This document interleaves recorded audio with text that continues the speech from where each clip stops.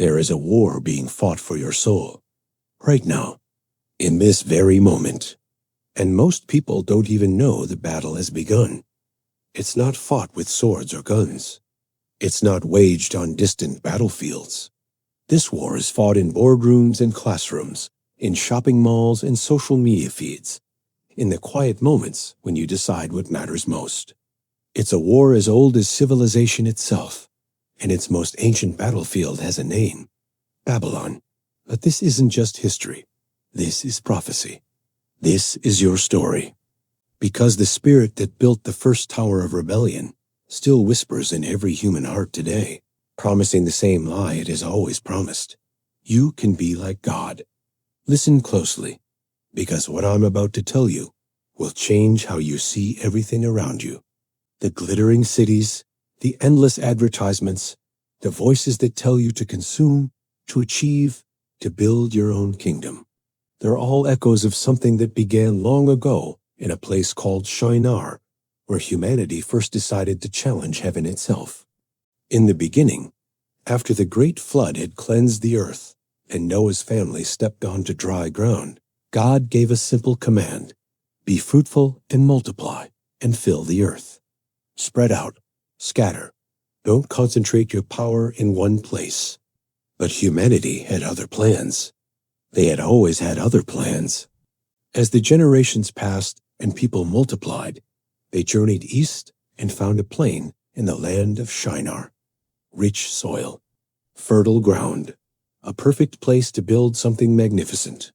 And there, in that ancient valley, they made a decision that would echo through every empire, every civilization, every human heart that has ever lived.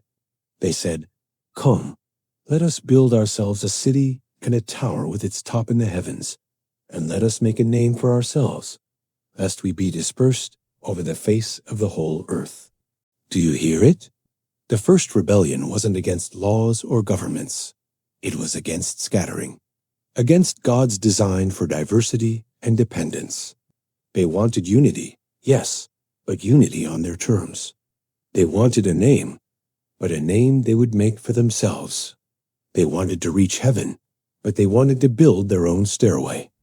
And so they began to build, not with stone, which was scarce, but with brick, man-made, uniform, controlled, and not with mortar, but with bitumen, tar that would bind their artificial stones together with the strength of their own making. Every brick was identical, every row perfectly aligned, a monument not to God's creation, but to human achievement. The tower rose higher, day by day, brick by brick, and with each level, their hearts grew more confident, more defiant, more convinced that they could create their own path to heaven. They looked at their work and saw that it was good. They had made something that would make them famous, something that would keep them together, something that proved they didn't need to trust God's plan for their lives. But God came down to see the city and the tower that the children of man had built. Think about that. The creator of the universe, who spoke stars into existence, who breathed life into dust, had to come down to see their great achievement. What seemed so massive to them was so small to him that he had to descend just to get a clear look. And when he saw it, he said something that should terrify and humble every human heart. Behold, they are one people, and they have all one language. And this is only the beginning of what they will do. And nothing that they propose to do will now be impossible for them. Nothing impossible. Not because they were becoming like God, but because they were becoming perfectly unified in their rebellion against God, united in their determination to build their own kingdom, create their own identity, reach their own heaven. And God knew that such unity, divorced from his purposes, would lead to destruction beyond imagination. So God confused their language. Suddenly, the foreman shouting orders was speaking gibberish to the workers. The architects couldn't communicate their plans. The builders couldn't coordinate their efforts. The great project ground to a halt, not because of external attack, but because of internal confusion. And the people scattered across the earth, just as God had originally commanded. But here's what's crucial to understand. The tower fell, but the spirit that built it never died. That spirit, the spirit of Babylon, is alive today. It whispers the same promises, peddles the same lies, offers the same shortcuts to glory. It's the voice that says you don't need God's timing. You can have what you want now. It's the system that promises fulfillment through accumulation, significance through achievement, security through control. You see it in every mall, where merchants have turned the meeting of human needs into a temple of endless desire. Walk through those corridors and watch the pilgrims wandering from shrine to shrine. Nike, Apple, Gucci, Starbucks, each promising to deliver something transcendent, something that will make you more than you are. The spirit of Babylon has turned commerce into religion and products into saviors. You see it in every skyscraper that scrapes the sky, as if reaching just a little higher might finally breach heaven itself.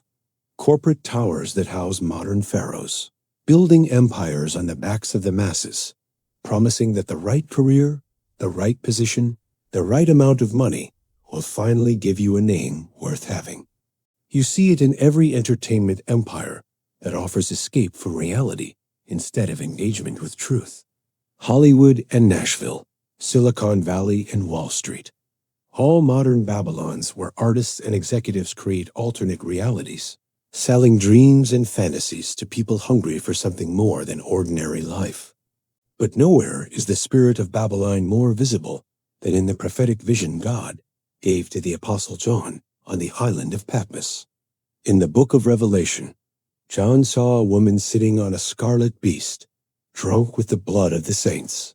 Her name was written on her forehead, Babylon the Great, mother of prostitutes and of earth's abominations. This is not ancient history. This is end times reality. This woman represents a system, a spirit, a way of organizing human civilization that seduces the nations away from God. She's called a prostitute because she offers false intimacy, false satisfaction, false love. She promises what only God can deliver, but she delivers only emptiness dressed up as abundance. John saw her adorned with gold and jewels and pearls, holding in her hand a golden cup full of abominations and the impurities of her sexual immorality. She was drunk, not with wine, but with the blood of God's people, drunk with the power that comes from destroying those who refuse to bow to her false promises. And the kings of the earth, the political powers, the economic powers, the cultural powers, they all committed sexual immorality with her. They all bought into her system. They all traded truth for temporary pleasure, justice for personal gain, the eternal for the immediate. But here's what John saw that should make your blood run cold. The merchants of the earth grew rich from the power of her luxurious living. The entire global economy became dependent on her system of spiritual adultery. They traded in gold and silver, jewels and pearls, fine linen and purple cloth, silk and scarlet cloth. They traded in cinnamon and spice, incense and myrrh and frankincense. They traded in wine and oil, fine flour and wheat, cattle and sheep. They traded in horses and chariots and slaves and human souls. Human souls, the final commodity in Babylon's marketplace. The ultimate product being bought and sold. This is happening right now. Every advertisement that tells you your worth is determined by what you own. Every social media platform that turns your attention into their profit. Every entertainment industry that feeds your soul junk food while charging premium prices. Every political system that promises heaven on earth if you'll just give them a little more power. Every economic system that treats human beings as resources to be consumed rather than souls to be cherished. The spirit of Babylon has built a tower in every human heart. It's the voice that says you're not enough as you are. You need more money, more status, more followers, more likes, more stuff. It's the voice that says God's timing is too slow. God's methods are too boring. God's promises are too uncertain. You can have what you want now if you're willing to compromise just a little. And the scariest part? It works, for a while. The tower does get taller. The bank account does get bigger. The house does get nicer. The career does advance. The followers do multiply. For a season, it looks like Babylon's promises are coming true. But then the language gets confused. The relationships break down. The communication fails. The coordination collapses. The thing you built to reach heaven becomes the very thing that separates you from it. The name you tried to make for yourself becomes a name of shame. The security you tried to create becomes the source of your deepest anxiety. Because you cannot build a tower to heaven, you never could. Only one has ever bridged the gap between earth and heaven, and he didn't build up to reach God. God came down to reach us. His name is Jesus, and he built no tower of brick and bitumen. He became the ladder that Jacob saw in his dream, the true stairway to heaven, with angels ascending and descending upon the Son of Man. Jesus looked at the towers of his day, the temple in Jerusalem, the palaces of Herod, the fortresses of Rome, and he said, "Not one stone will be left upon another. All human towers fall. All earthly kingdoms crumble. All the names we make for ourselves are written in dust. But the name he gives you is written in heaven. The citizenship he offers is in a city not made with hands. The kingdom he invites you to join is the one kingdom that will never be shaken. Here's what the merchants of Babylon don't want you to know. You already have everything you need. Not to build a tower, but to climb the ladder. Not to make a name for yourself, but to receive the name that is above every name. Not to avoid being scattered, but to be sent as his ambassador to the very places he wants to plant seeds of his kingdom. The Apostle Peter knew this when he wrote to believers scattered across the Roman Empire, itself a manifestation of the spirit of Babylon. He called them elect exiles, chosen refugees, people who belonged to heaven but were temporarily stationed on earth. He reminded them that they were a chosen race, a royal priesthood, a holy nation, a people for his own possession, not because of what they had built, but because of what God had done for them. But this means you live in tension. Every day, you're bombarded with Babylon's advertisements. Every day, you're invited to build your own tower, make your own name, create your own kingdom. The voice is subtle, and the offers are attractive. Why wait for God's timing when you can have what you want now? Why trust God's provision when you can take control of your own destiny? Why depend on God's strength when you can build your own platform? And this is where the battle for your soul is won or lost. Not in the big dramatic moments, but in the small daily choices.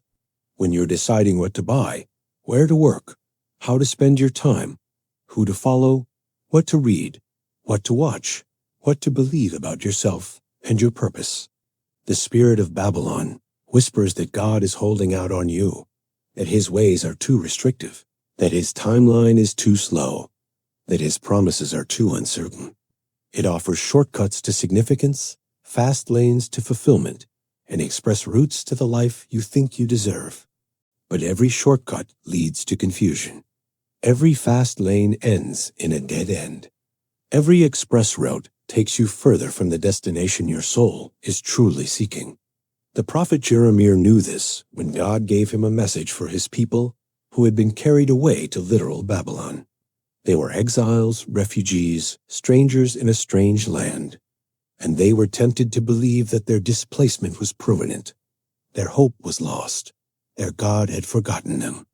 But God told Jeremiah, "Build houses and live in them. Plant gardens and eat their produce. Take wives and have sons and daughters. Take wives for your sons, and give your daughters in marriage, that they may bear sons and daughters. Multiply there, and do not decrease. But seek the welfare of the city where I have sent you into exile, and pray to the Lord on its behalf, for in its welfare you will find your welfare." Do you see what God was saying? You're in Babylon, but you're not of Babylon. You're surrounded by the spirit of Babylon, but you don't have to be infected by it. You can build houses without building towers. You can plant gardens without planting roots. You can seek the welfare of the city without selling your soul to the city system. This is your calling. This is your mission.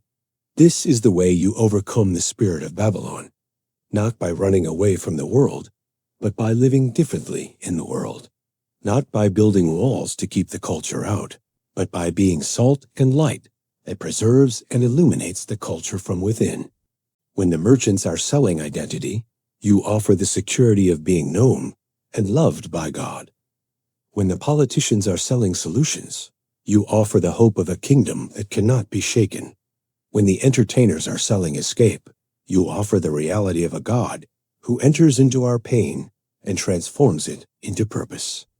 But you must be careful, so careful, because the spirit of Babylon is seductive. It doesn't usually tempt you with obviously evil things. It tempts you with good things that become ultimate things: career advancement, financial security, social acceptance, physical comfort. These aren't bad in themselves, but when they become your tower, when they become your path to heaven, when they become your source of identity and security, they become idols. And idols always demand sacrifice. Babylon's idols demand the sacrifice of your time, your relationships, your integrity, your soul. They promise to give you life, but they slowly drain the life out of you. They promise to make you free, but they gradually enslave you to their demands. The book of Revelation tells us that Babylon's judgment is coming. In a single hour, all her wealth will be laid waste. The merchants who grew rich from her will stand far off, weeping and mourning, saying, "Alas, alas, for the great city that was clothed in fine linen, in purple and scarlet, adorned with gold, with jewels, and with pearls. For in a single hour all this wealth has been laid waste. All the towers will fall. All the kingdoms will crumble. All the names written in earthly registers will be forgotten. But the names written in the Lamb's book of life will endure forever."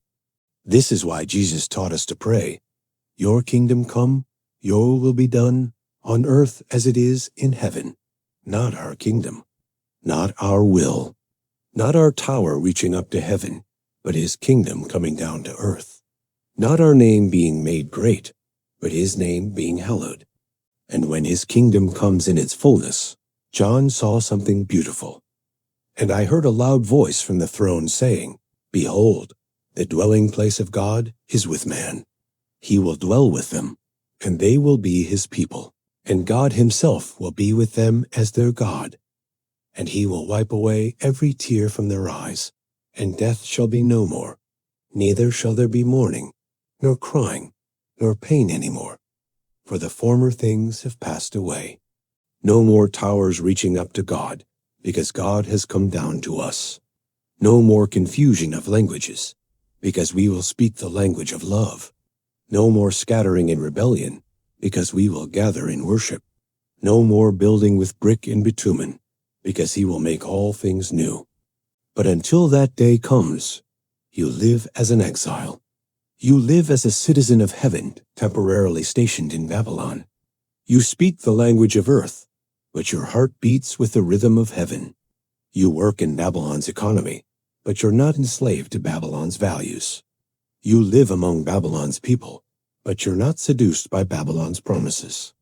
And you remember that the same God who confused the languages at Babel is the same God who gave his people the gift of tongues at Pentecost.